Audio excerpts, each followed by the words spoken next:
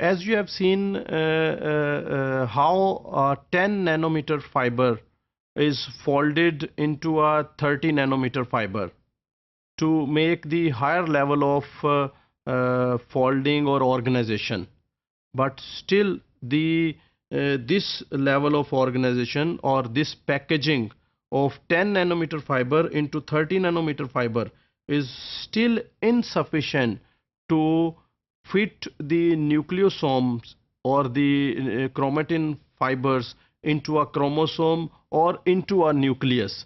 So there needs some additional folding to compact the DNA further. The exact nature of this higher order folding is still unclear. However, some popular model proposes that the 30 nanometer fiber forms loops of about 40 to 90 kb long. So these 30 nanometer fibers, they are further folded or condensed, and they form loops, and each loop is about 40 to 90 kilobase pair long. These loops are held together at their bases by a proteinaceous structure which is referred to as nuclear scaffold. So as you might be remembering, in case of prokaryotes, the protein core was present, and around that protein core the supercoiled loops and some relaxed loops were present. Similarly, here in case of eukaryotes, there is a nuclear scaffold in the center. It makes the core, and around this nuclear scaffold the 30 nanometer fiber is present, and it makes loops like this. So in this way higher order folding is achieved.